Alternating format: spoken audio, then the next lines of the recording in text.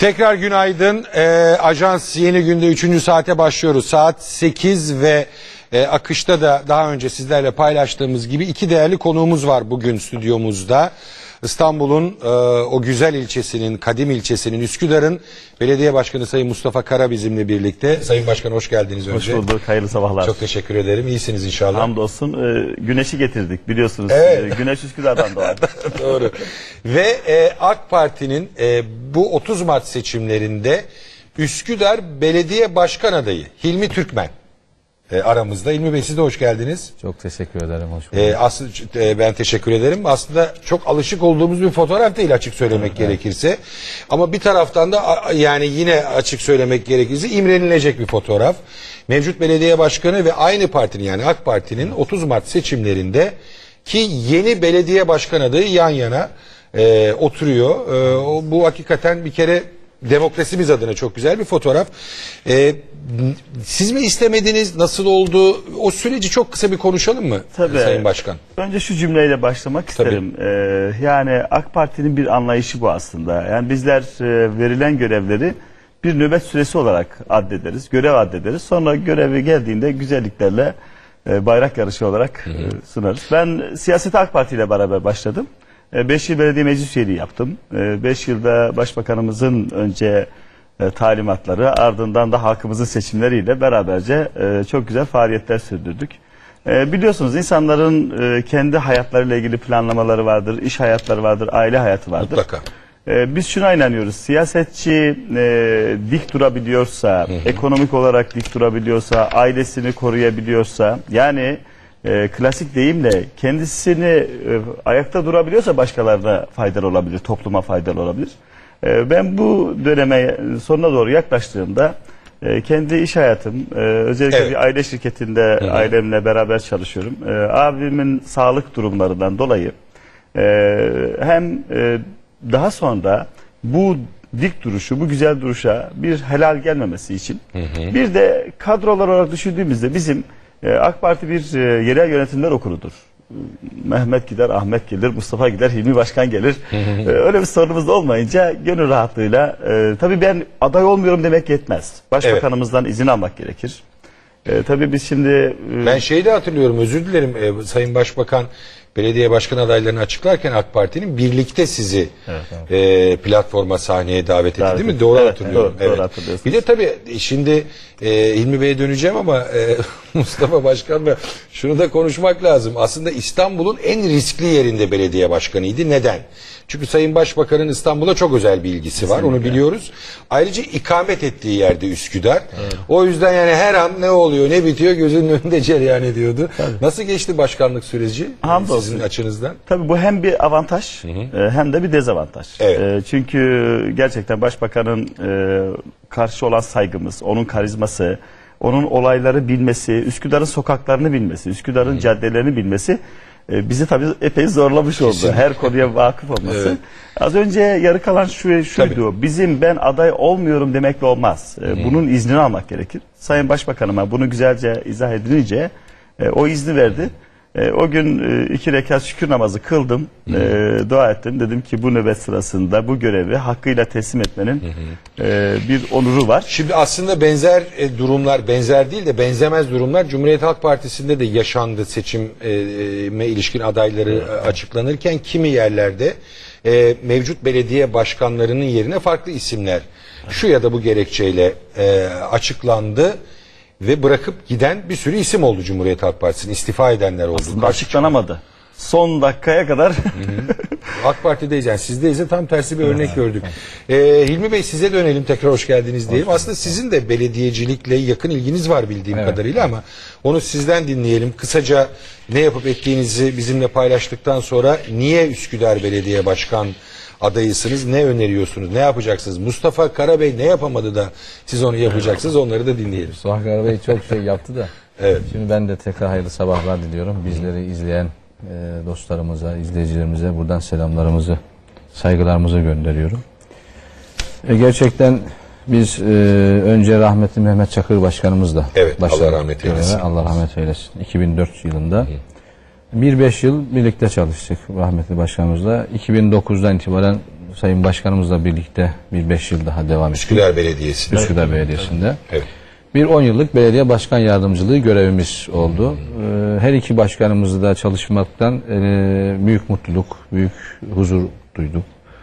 Ve Üsküdar'da gerçekten siz de bahsediyorsunuz, kadim şehir, bir tarih evet. şehrinde bu görevde bulunuyor olmanın bizim için inşallah yeni dönemde, yeni 30 Mart'tan sonraki dönemde büyük bir avantajını, artısını görmüş olacağız. Sayın Başbakanımızın ilçesi evet, doğru, zor bir ilçe. 4 oy da bizim evden var, ona göre dinliyorum yani. Ona göre adayı diyorsunuz. Zor bir ilçe olmakla birlikte kesinlikle bir avantajdır. Bir başbakanın ilçesinde görev yapıyor olmak, başbakanımıza yakın olmak. Biz onu hiçbir zaman dezavantaj görmedik. Başkanımızla, işte rahmetli başkanımızla hep Üsküdar'ın yaptığımız projelerde, yapacağımız projelerde başbakanımızın çok yakın desteğini arkamızda hissettik. Şimdi yapılanları ve tabii ki sizin de yeni yapmayı planladığınız şeyleri konuşacağız ama şimdi Üsküdar'ın bir başka önemli özelliği daha var. Ben küçük bir araştırma yaptım, yeni öğrendim. 1926'ya kadar il statüsündeymiş Üsküdar. Çok enteresan. Belki de o yüzden hani karşıya geçtik, karşıdan geliyoruz, Anadolu'ya hani belki de oradan kaynaklanan böyle bir söylem var halk arasında, bilmiyorum. Üsküdar sadece Üsküdar'da yaşayanları değil, Üsküdar dışında yaşayan İstanbulluları da birinci dereceden ilgilendiren birkaç ilçesinden bir tanesi. Kesinlikle. Çünkü bir şekilde yolunuz düşüyor. Çok sayıda tarihi eser var, işte Kız Kulesi var. Sahili var. Yakın geçmişten itibaren Marmara'yı artık hayatımıza girdi. Evet. Bu açıdan da tabii zor bir ilçe aslında. Hani sadece orada yaşayan benim gibi Üsküdar'da mukim insanları değil, dışarıdan, yani Üsküdar dışında yaşayıp da oraya şu ya da bu vesileyle gelenleri de belediyecilik hizmetlerinizle karşılamanız gerekiyor. Kesinlikle. Bununla ilgili ne düşünüyorsunuz, ne planlıyorsunuz? Şimdi İbrahim Bey, gerçekten Üsküdar, tabii İstanbul'un her ilçesi çok önemli ama Üsküdar çok daha farklı. Özellikle bu Marmaray'dan sonra Üsküdar'ın Marmaray yeni bir miladı olmuştur aslında. Şimdi Marmaray'da biliyorsunuz günlük 600 bin yolcu sirkülasyonundan bahsediliyor. İnşallah 2015'te hemen kuzeyde, güneyde Harem Ahırkapı arasında açılacak olan Avrasya Tüp Geçit Projesi'ni düşünün. Lastik tekerlekli araçlarla ilgili. Üsküdar Ümraniye Çekmeköy metro hattı yine 2015'te hizmete girecek. O çok önemli bir proje, evet. Gerçekten Üsküdar'da muazzam bir nüfus yoğunluğu, günlük yaşayan hareketli nüfustan bahsediyoruz. Bunları düşündüğümüzde artık bizim hedef kitlemiz, hizmet edeceğimiz ya da düşündüğümüz projeleri sadece Üsküdarlarla ilgili sınırlamamak lazım.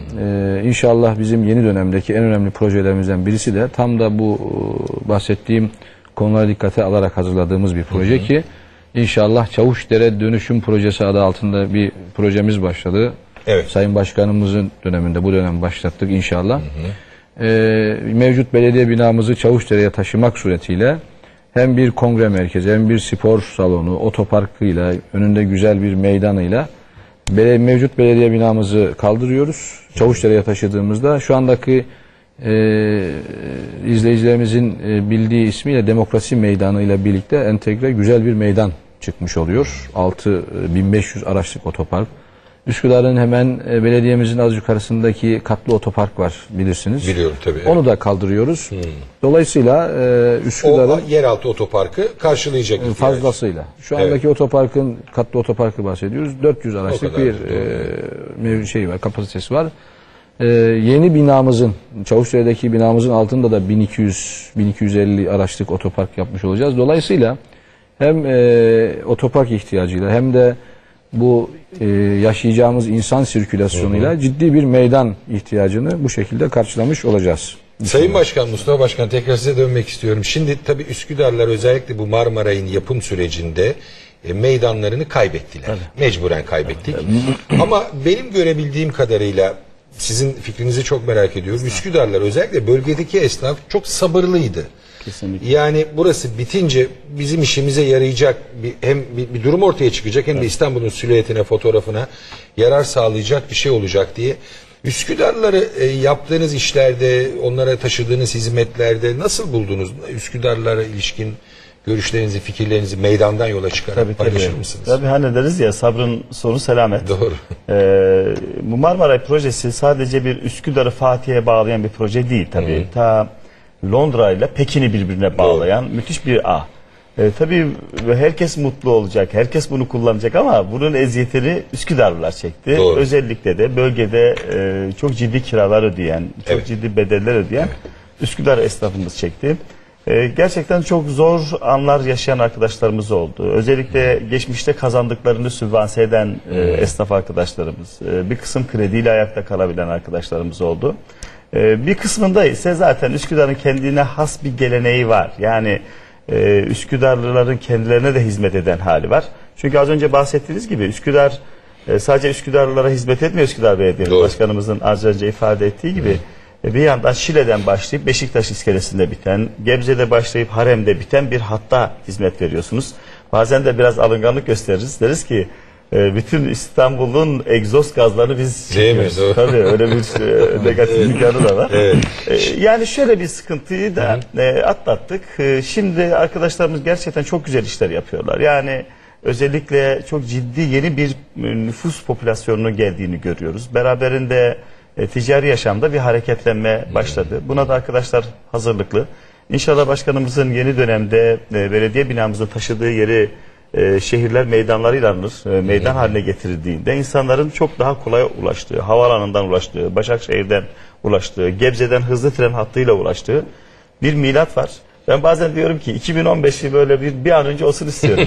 Yani 2015'te neler yok ki İstanbul'da? Ben de şeyi merak ediyorum. Tekrar İlmi Bey'e soracağım onu. Tabii sizin de elbette katılımınızı çok isterim. Şimdi yerel seçimler öncesindeki kampanyalardaki bir sürü şey yapılır ama hani broşür dağıtılır, arabalar dolaşır ama asıl olan başkan adayının halkın arasında dolaşmasıdır. Bana sorarsanız benim için öyledir. Yani ne kadar dokunuyor, ne kadar temas ediyor, nasıl biri filan, eğer tanımıyorsak tabii görmek açısından. Mutlaka siz de yapıyorsunuzdur. Üsküdarlılarla bir araya geliyorsunuzdur şu ya da bu şekillerde. Ne diyorsunuz? Yani çünkü tuhaf da bir durum aslında.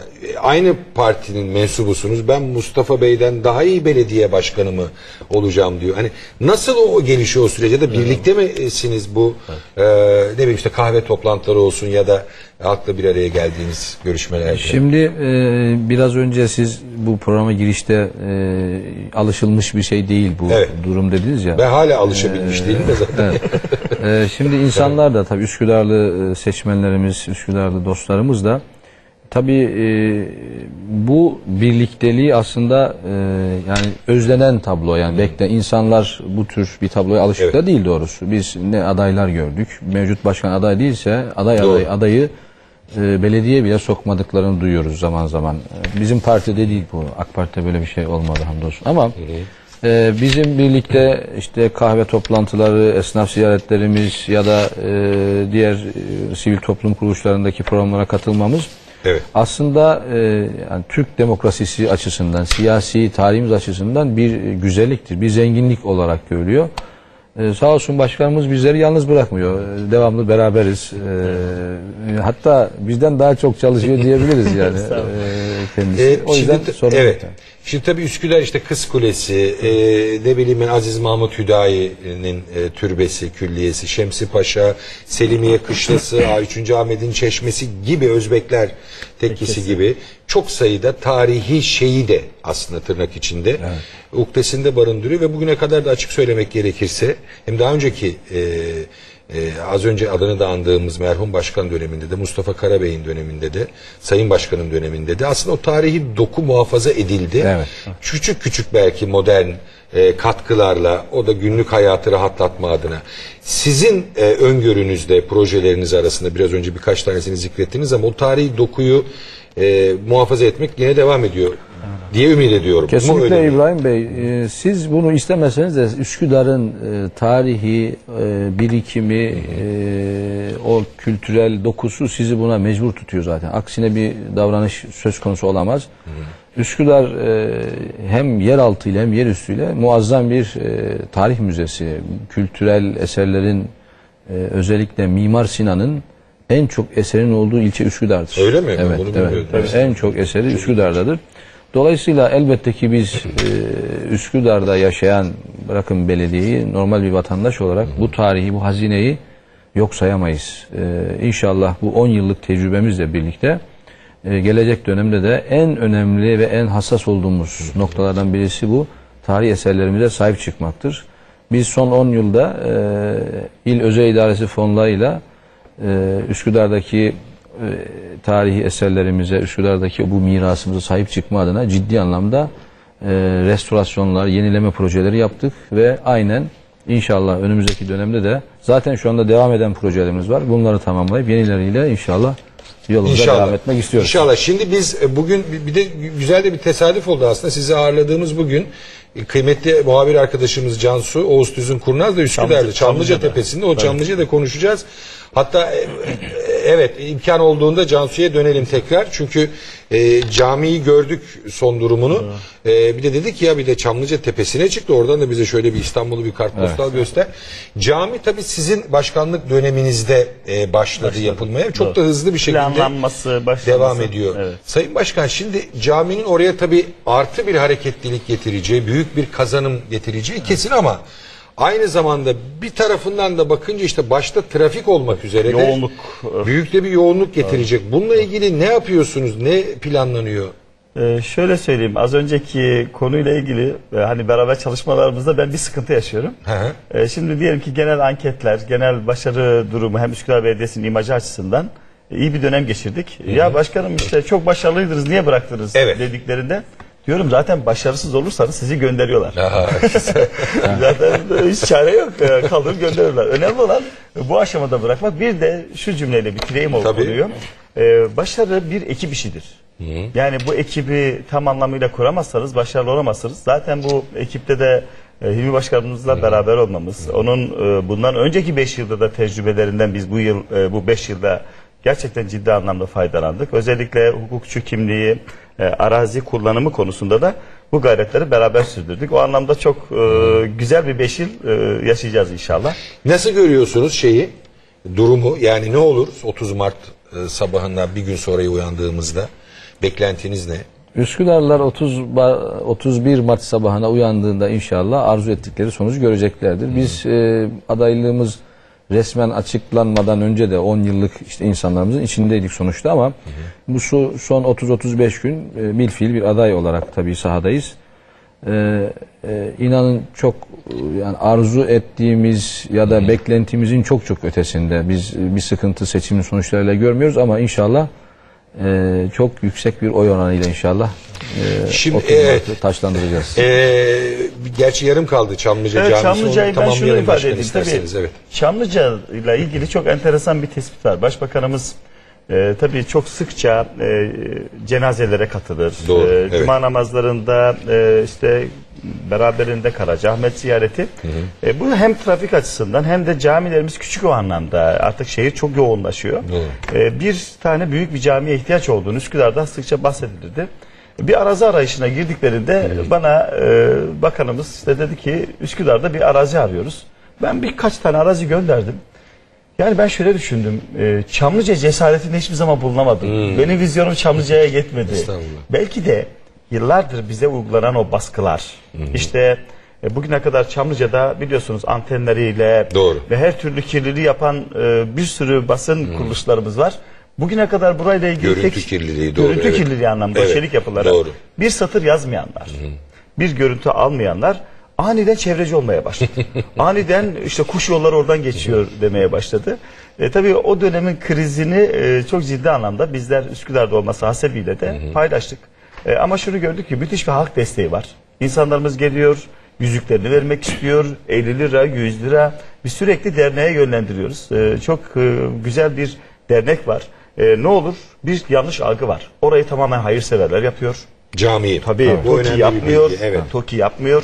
Ve hayırseverler İstanbul'u temsil eden İstanbul Büyükşehir Belediye'mizin logosunda da biliyorsunuz o minarelerimiz var. Benim bu camiye bir katkım olsun istiyor. Ben yeni dönemde nasıl Kız Kulesi, Sultanahmet, İstanbul'u tanımada bir imaj oluyorsa Çamlıca'nın sadece bir cami değil altında büyük bir kültür merkezi var. İslam Sanatları Müzesi var. Evet evet, Ve o çok oraya heyecan verici tabii, onlar ulaşımla biliyorum. ilgili Evet. son noktayı Tabii, söyleyeyim. Başkanımızın bahsettiği 2015'te bitecek olan, yani camiden önce bitecek olan Üsküdar Ümraniye Çekmeköy metro hattı onun çok yakınında. Beraberinde şimdi Şile yolundan oraya bir köprülü geçiş sağlanıyor. Bu anlamda daha camiler bitmeden yolları da bitmiş olacak. Şimdi tabii belki bizi Üsküdar dışında yaşayan izleyenlerimiz dinlerken sizi tamam canım işte bir şeyler yapılıyormuş diye izliyorlar ama şimdi ben mesela Sayın Başkan o metrodan bahsediyor ya kıymetli izleyen, nasıl heyecanlanıyorum biliyor musunuz? Çünkü benim oturduğum eve biraz da kısmet denk geldi. Yani 2,5 dakikalık yürüme mesafesinde Ümraniye Çarşı metro hattı, metro istasyonu var. Ya o kadar rahatlayacağız ki yani belli yani durum. O nedenle Üsküdarlılar için o metronun bitecek olması çok çok büyük bir imkan olacak. Peki Hilmi Bey şunu da konuşalım. Şimdi 17 Aralık'ta birlikte başlayan bir süreç yaşıyoruz. Evet. Türkiye'de işte paralel yapı süreci deniyor adına. Son günlerde işte yüzyılın en büyük telekolak skandalına dönüştü. Kasetler ortaya çıkıyor, doğru eğri bir sürü bir şey. Şunu soracağım. Üsküdarlılarla temas ettiğinizde ki her gün mutlaka içindesiniz o kampanya sürecinde. Evet. Onun bir etkisi var mı? Bu seçime nasıl yansır? Yani ya biz aslında AK Parti'ye oy vermeyi düşünüyorduk. Siz de iyisiniz. Mustafa Bey de çok hizmeti dokundu Üsküdar'a ama kardeşim bu yaşananlar falan. Nasıl görüyorsunuz durumu? İbrahim Bey, şimdi bu 17 Aralık sürecinin sadece Üsküdarlılarla değil bence Türkiye genelindeki etkisi bu operasyonu düzenlemek isteyenlerin arzu ettiği istikamette olmadı. İnsanlar daha çok adeta bilendi. Biz dediğimiz gibi sahadayız sonuçta. İnan her gittiğimiz yerde insanlar bu işin gerçeğini o kadar güzel yorumluyorlar ki. Bir caminin altındaki çay ocağında 80 yaşındaki bir dede bile, bir amca bile, hacı amca olan biteni iyi anlıyor, iyi yorumluyor, iyi anlamlandırıyor. Dolayısıyla Üsküdar'da bunun bir negatif etkisinin asla olacağını biz düşünmüyoruz. Sahada böyle bir sıkıntı yok zaten. Böyle bir izlenim yok yani. Aksine daha da partimizin, AK Partimizin bu bir adayla ilgili de değil aslında. Genel anlamda Sayın Başbakanımız, AK Partimizin geldiği nokta, yaptıklarıyla birlikte düşündüğümüzde bunun 30 Mart'a olumlu anlamda ciddi manada etkisi olacağını düşünüyorum. Bunu görüyoruz sahada. Anladım. Tabii Büyükşehir Belediye Başkanı Sayın Kadir Topbaş'la birlikte de mutlaka Sayın Başkan döneminde de çok sayıda proje yapıldı, imza atıldı. İşte hükümetle birlikte yapılan projeler var. Bu da bunu bir şans mıdır bir ilçe için? Yani kesinlikle. Aynı partiye mensup bir Büyükşehir Belediye Başkanı'na sahip olmak Üsküdar ölçeğinde konuşuyoruz. Bizim Üsküdar tabii Başbakanımızın Üsküdarlı olması, Kadir Topbaş Başkanımızın Büyükşehir Belediye Başkanımız olarak aynı partiden başkanımız olması, bir Üsküdar olması, bunlar çok önemli bir zenginliktir. Evet. İbrahim Bey, bu Çamlıca Camii ile ilgili ben bir husus söylemek isterim. Şimdi biz deriz ki işte asrın projesi Marmaray. Gerçekten öyledir. Şimdi bizim bir söylemimiz daha var. Asrın mührü de Çamlıca Camii'dir. Camiler bir medeniyetin mühürleridir sonuçta ve bu yüzyılın, bu dönemin en önemli mührü biz Çamlıca Camii olarak biliyoruz ve bu mühür de Üsküdar'a, Çamlıca'ya vurulan bir mühür. İnşallah gelirken dernek başkanımız Ergün abimizle de konuştuk. Bu arada onu da selamlayalım buradan. 1 Temmuz 2015 değil mi başkanım? Evet. 1 Temmuz 2015 Cuma günü ve Kadir Gecesi. İnşallah Çamlıca Camimiz ibadete açılıyor. Ve aynı anda bu camide 60 bin kişi, 60 bin insan namaz kılma imkanı bulacak. Böyle güzel bir eser Üsküdar'ımıza, İstanbul'umuza, ülkemize hayırlı olsun. Kesinlikle öyle. Tabii ben bir taraftan hani Üsküdarlı biri olarak artık 14-15 yılı bitirdim. Hani az önce de konuştuk ya işte o eski dokusu, tarihi dokusu, aman bir şey olmasın derken bir yandan işte metro geliyor, Marmarayacı, onlarla da mutlu oluyorum tabii. Yani modernleşme ama gördüğüm, bildiğim kadarıyla mesela bizim bir Yalı Kıraathanemiz vardır. Bilmem bilir misiniz, meydanda, merkezde. Şimdi oralarda konuşulanlar hala eski bu geleneklerin şu ya da bir şekilde devam etmesi, sohbet eden insanlar filan, onun da böyle bozulmaması için o kadar çok dua ediyorum ki umarım zaten sizin de projelerinizde, eğer tabii kazanırsanız seçimi, o şekilde bir yol izlersiniz diye ümit ediyorum. İnşallah. Şimdi izin verirseniz bir Çamlıca Tepesi'ne gidelim. Siz çok iyi biliyorsunuz ama İstanbul dışından, Çamlıca dışından, yani daha doğrusu Üsküdar dışından izleyen kıymetli dostlarımıza, izleyenlerimize de şöyle güzel bir sabah İstanbul manzarası sunalım. Değerli arkadaşımız Cansu Oğuztüz'ün Kurnaz O bildiğimiz Çamlıca Tepesi'nde galiba. Öyle mi Cansu? Yanılıyor muyum? Neredesin tam olarak? Yani Çamlıca'nın neresindesin ve bize göstereceğin nelerin var?